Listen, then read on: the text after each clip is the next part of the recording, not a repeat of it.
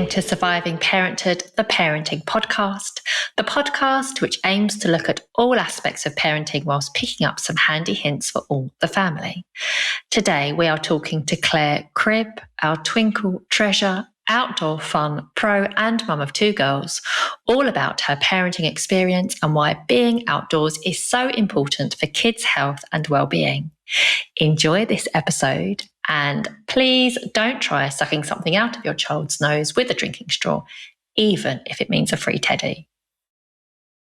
Hi Claire, thank you for joining Surviving Parenthood. I already know you. As you know, we are on the same team together, aren't we? But for the listenership, could you please let us know a little bit about your parenting setup at home? Okay, so my family consists of myself and my husband and my two daughters who are 10 and 12, going on teenage. So they are, but one is at comprehensive school, one is at year 6 at primary school, and I work at home. And then since lockdown, my husband's been working at home every day. And we sort of, so I do a bit more of the parenting because I am part-time. But he's pretty good. He mucks in and cooks, and he's just generally very helpful, which is good. Oh, that's good. Yeah, it sounds a little bit like my parenting setup. Chris has been here for a while. Yeah, literally since last February. So we've had 2 whole summers with each other at home. First of all, it was like, oh my goodness, how am I going to cope with this human that I'm not used to seeing very much? And seeing you all day, every day. But I don't know, I think somehow it just sort of worked out. And it was actually quite nice from picking up the brunt of, parenting, which is what I used to do, to now actually having someone there to really chip in and, as you say, cook and just making it sort of more equal. It's actually been really nice. And I never thought I'd say that. Okay, so that is your parenting setup. And do you have, because we like to break the ice with every episode in the same way, do you have a parenting funny moment or parenting fail that you might want to share with us? Yeah, so parenting is a funny old game, isn't it? There's been lots of funny moments and lots of fails as well. But one that stands to mind is when my oldest daughter was, about 4 or 5, and she was playing with her hammer beads. Did you know what hammer beads are? Yeah. Oh, yeah. These little beads that get everywhere. And she stuck one up her nose. And she'd never done anything like that before. I thought I'd got away with it. She stuck one up her nose, and I could see it. And I was determined not to have to go to A&E to get this little bead out. So I thought, right, okay, I'll just get a pair of tweezers. So, trying to get it to lie still, I had these tweezers, couldn't get it out. So I good old Google. Yeah. People, it's quite a common problem actually. So that's interesting. Wow. So someone said get some black pepper and sort of sprinkle it on her face. So she sneezes it out. So I tried the black pepper near her nose, and she did a bit of sneezing, didn't come out. So I was like, oh, right, okay, what can I do now? So I Googled a bit more, and someone suggested basically getting a straw and sellotaping it to the end of a Hoover nozzle and sticking that up their nose and hoovering it out. So I thought, well, I'll give it a go. It's probably not the safest thing. So I sellotaped the straw to the Hoover, stuck it up her nose, and it didn't work. And in hindsight, that was probably, could have sucked her brains out. So I thought, I can't, I tried for ages. And so we just took her to the minor injuries, and the nurse had it out within seconds. But it was quite funny. Oh my God, I can't actually believe you stuck a Hoover up your child's nose. It wasn't the Hoover, it was the drinking straw. But in hindsight, probably wasn't the best. I would not recommend that course of action. The nurses have the tools, they get it out, and she got a free teddy, so it was win-win. So there you go. I do hate an A&E admin trip.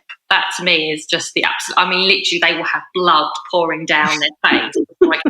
Where I'm at the hospital. It's just, you just know that you're going to be in the hospital for at least 2 or 3 hours because it's not that urgent, and then you've got to be seen, and then you've got to get all the way back, and I live in the middle of nowhere, so it's just like, it has to be bad before I even consider it. Okay, Claire, so you're here to talk about outdoor fun. Mm-hmm. Do you want to tell me a little bit about how you got into the whole forest thing and how you got into teaching about, I know that you started out in geography, but just tell me a little bit about how you got to this point today. Okay, so basically I trained as a secondary school teacher, and I was a secondary school teacher for 16 years. Wow. So I served my time, I think. That was a geography teacher, so lots of time spent on field trips outdoors, weeks away in Pembrokeshire with sixth formers, days down a river with teenagers, coastal trips, things like that. So I've always been interested in the outdoors. And then I decided to leave teaching. So it's about 5-6 years ago now, and the job at Twinkl came up. So I started writing for Twinkl Secondary Geography, which is now called Beyond. And that was great. So just gain writing resources. And then I moved on to Twinkl Life, where I had the role of leading a sort of product called Outdoor Explorers, which was based on forest school style lessons, lesson plans for early years, Key Stage 1 and Key Stage 2. And then, so I've moved around a bit. Yeah. And then I've been with parents for, I think, maybe a year and a bit, working with you, obviously, on the health and wellbeing team, which also includes a focus on outdoor activities. Okay, cool. So that's your backstory. So I'm just wondering if we can start off, and you're probably going to kill me because I can't remember if it was on the sheet or not. And I know you specifically said to only ask questions that were on the sheet, but don't worry, I'm not going to throw you under the bus. I'm just wondering about devices first of all. If we can start off by talking about that, because I know that it is a problem that a lot of parents are coming up against, and I know that in some ways. Children are spending more and more time on their devices and potentially less time on, being outdoors and just, having lots of, nice times together outside. In my personal experience, obviously, it wasn't really a thing for me growing up. I didn't even get my first phone until I was at university. So I feel like our children are very much going to have a different experience. Yeah. The experiences that we have, but I'm just wondering about how important it is to spend as much time as possible outdoors, how devices may be affecting well-being and the benefits of being outdoors for sort of emotional health and physical well-being. What would you say to that? Yeah, it's true. There's been some surveys done that have shown that 3/4 of children in the UK actually spend less time outdoors than prison inmates. So it's really serious. The reason for that is basically lack of green spaces in some areas. Obviously, digital technology. It's so easy just to sit your child in front of the telly or a device, keep them occupied. And then also parental fears over safety, with all the news stories. I grew up in the 70s and there was the same risks, but I was out playing all day in bales of hay and climbing trees. But these days parents are a little bit more concerned, a little bit more aware, so maybe they don't let their children far from home. So it is a problem, but it is really important that children get to go outdoors. Walking, playing in woods, climbing trees, all the things that children should do. The benefits are obviously physical exercise. So there's lots of, childhood obesity. So getting out, just being active is good for heart health, physical health.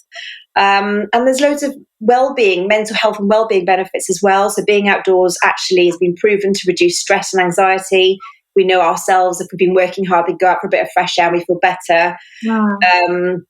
Children, when they're outdoors, they just get a chance to relax, to sort of reflect, take a break from the routine.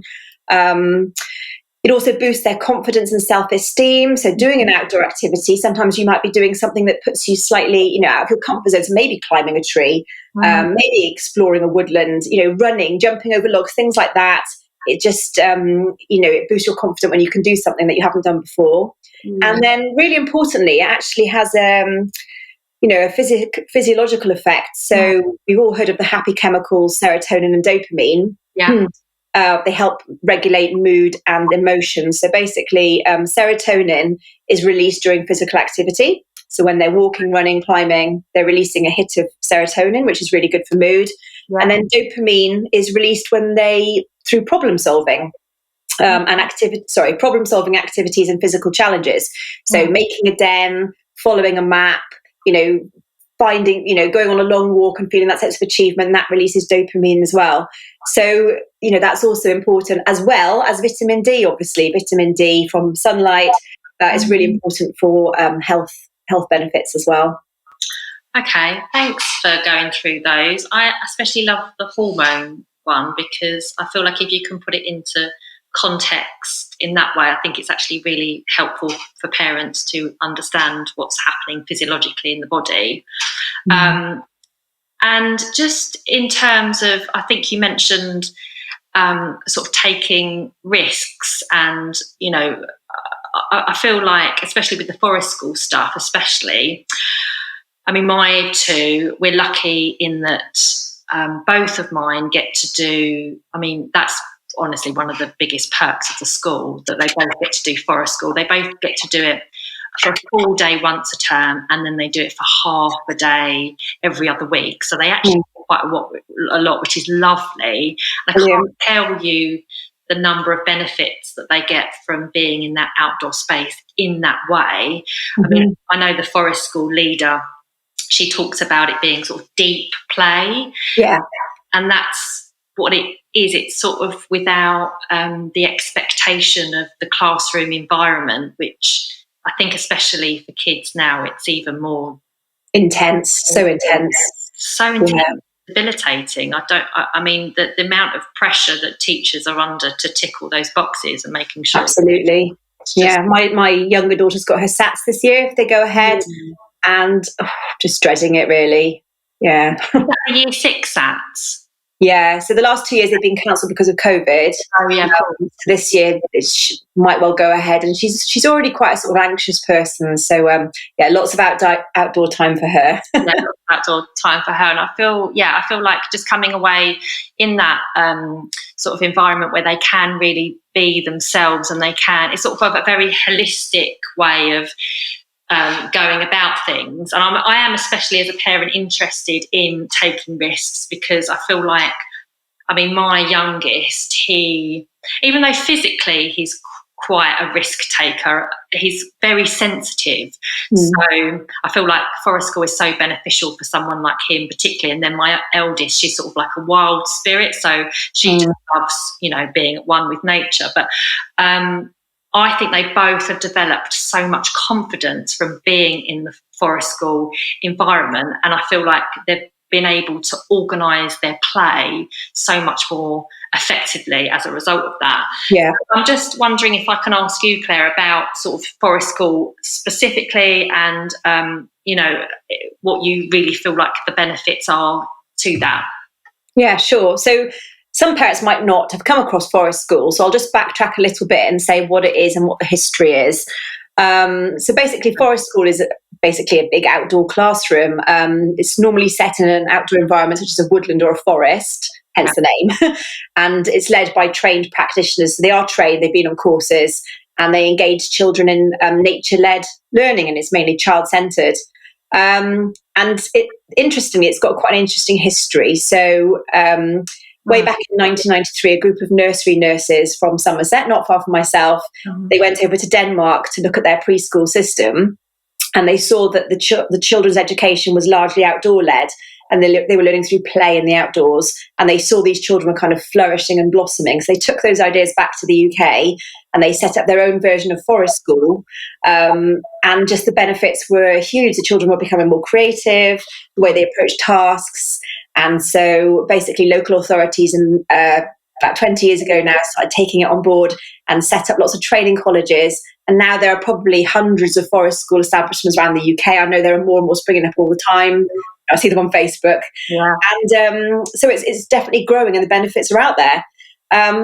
Just for parents, again, who've never sent their child to one, don't know what it is, the kind of things they might do, and this is probably what your children have done as well, is they might do things like foraging in the woodland for sort of wild fruits and nuts, obviously supervised. I'm not going to let them pick poisonous berries. Shelter building, making dens, out of fallen logs and twigs, not twigs, sticks and things like that. Climbing trees safely. Obviously, they're not just going to say climb a tree. There is safety, lots of health and safety precautions in there as well. Woodwork, kind of whittling, maybe carving, building fires, cooking over an open fire, going on mini beast hunts, sensory walks, scavenger walks, all the kind of things that just great fun for children. Totally away from the device, totally away from the telly, and engaging with nature. And the benefits of that are pretty much what you touched on already. So for children that are perhaps a little bit less confident, it's just great for them because they're perhaps with their friends, they're working in teams, they're achieving. If they make something, light a fire, cook something, they're seeing that achievement. It develops their self-confidence. Their social skills are being boosted. In the classroom where it's all very regulated and they have to work quietly out in the forest, they can sort of be themselves, be wild and free, running around, using up their energy. Behaviour has been shown to be improved, attention span, their motivation to work, become better learners. I just think it's just so healthy, and it just should almost be a compulsory part of education, I think. I know schools are picking up on it. They do have more outdoor learning, but I think just getting back to nature and just doing what we did as children, just playing and, playing with sticks, I think it's really important. Okay, thank you so much for sort of letting us know exactly what Forest School is for those parents that maybe haven't come across it, and what those benefits are, because as you say, they are so incredibly valuable. So for those that don't have access to any kind of Forest School area, I'm wondering, just in terms of sort of the nuts and bolts of just actually getting outdoors, what types of activities do you feel like children can participate in, can do outdoors? And I'm also sort of wondering, in terms of family dynamics, because, obviously, you might have a blended family, you might have a family with older children and younger children, you might be going out as a group with children of varying ages. I'm just wondering about what kind of things can children do to have some fun outdoors, and how you can adapt it to your specific parenting setup. Yeah, lots of things to do. I mean, obviously, some people don't live in the countryside, some people live in towns and cities, and it's not that easy. But just going anywhere, even exploring your local neighbourhood. You could go on a scavenger hunt as a family. So it's the idea, Twinkl's got loads of resources on this, but the idea is that you have a list of objects to find, and you go off and you sort of split yourself into little groups. So if you've got children of different ages, I don't know, 5, 10, 12, you could split up the groups. You've got an older one and a younger one together. So they'd go off and collect these objects and sort of race to come back. So that's good fun. Just exploring a new area. Going on bike rides as a family is nice, because the younger one could perhaps go in a bike seat and you could all go out for a family trip together. Exploring woodlands, like I've mentioned before, you could sort of play games, hide and seek, make dens. But the best thing you can do if you live in a coast or near the coast or can go on the coast, the beach is the best place for a family with mixed age children, because there's something for everybody, whether it's making sandcastles, hunting for shells, beach games, exploring, or for the older teenagers, just relaxing and listening to their music or reading a book, whatever you want to do. The Twinkl Parents Hub is full of helpful advice, activities, and ideas to support people like you. You can find stacks of content to help with your child's learning, blogs packed with fun ideas, and resources to support you and your child's health and well-being. Head to the Twinkl website, click Parents, and see how we can help you survive and thrive. Twinkl Parents, made by teachers, trusted by parents. Yes, so being by the beach is amazing. And us as a family, we love my mum actually lives by the beach, so any chance we get, we do go over to the beach. Because I'm lucky in that both of mine, they're quite close in age, like yours. They're only two different, there's only 2 years difference. So I feel like so far we've got away with not having to create too many different setups for have a nice time outdoors. But I imagine at some point that will change. But so I'm just thinking, like, along the beach line, just for those families that are looking for free days out, or maybe parents that are on low income, or just for those that are just looking for extra ideas, are there sort of any free days out that you can recommend to us? Yeah, sure. So obviously we've talked about the coastal one, but that is just brilliant for the whole family. But there are lots of other things you can do. So geocaching is a brilliant free outdoor activity. So all you need to do is download the geocaching app on your phone.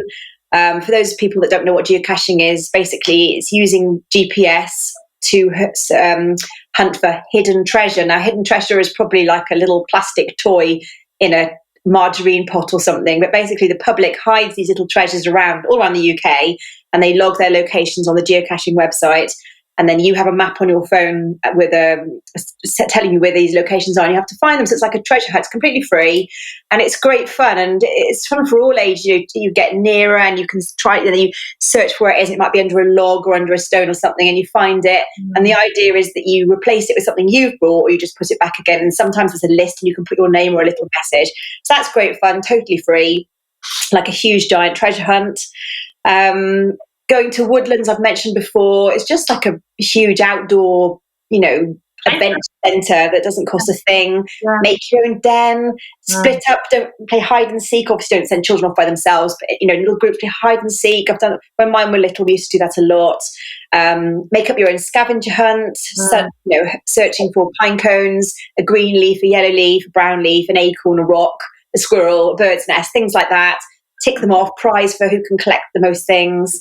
And then something that I've only really discovered recently, actually, is that how many hill forts there are in the UK. So surprisingly, there are about 4,150 hill forts, and Oxford University have recently set up a website where they've logged the location of all these hill forts. So there's bound to be one near you, there's over 4,000. Yeah. So basically go and hunt one of those down, climb up, explore it, see where your Iron Age ancestors would have lived. Read it. There's probably some history about it, and then great views as well. Great exercise. I just think it's fascinating seeing, a bit of history as well. That's all entirely free as well. Just Google hill forts map UK, I think it is. That is actually genuinely super helpful, because I didn't know that, and I have had the geocaching thing sort of lurking somewhere mind, but I haven't quite got round to being proactive about it. So that is actually genuinely really cool. I think they're everywhere, even in towns and cities. I don't know, because I actually do live in the countryside. I'm very lucky, but I would imagine they're just literally everywhere. I imagine they're literally everywhere, and that's something that's therefore really inclusive and accessible for everyone. Mm-hmm.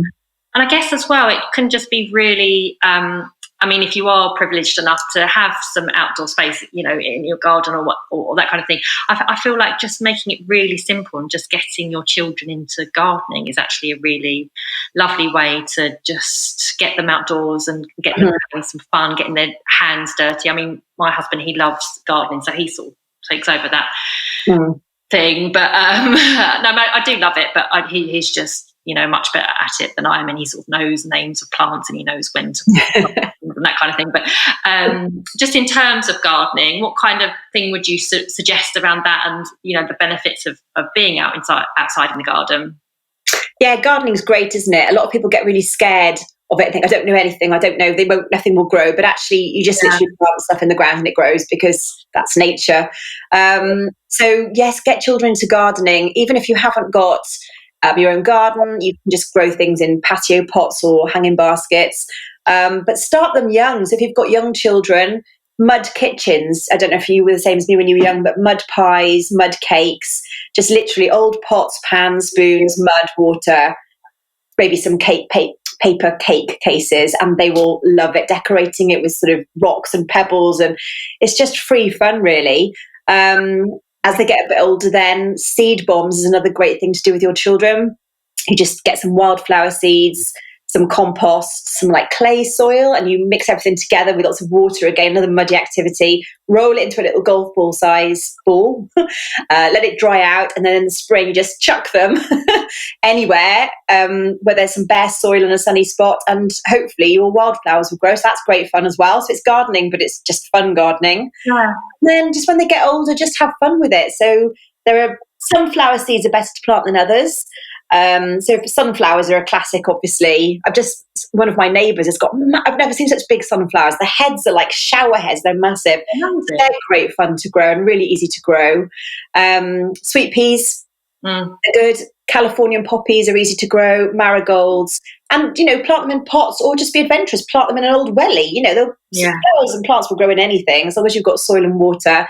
Just make it fun for your children. Don't make it sort of like this is a lesson. Just make it fun. And then also as well, growing vegetables.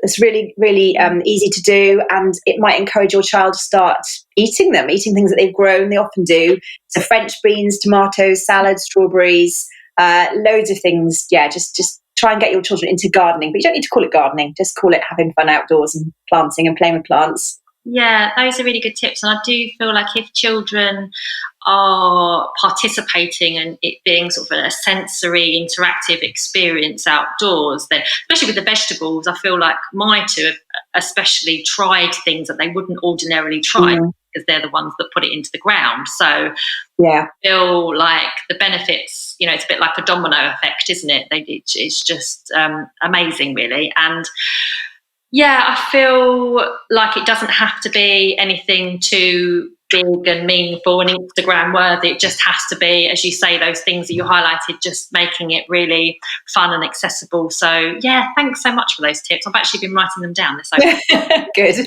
Using them.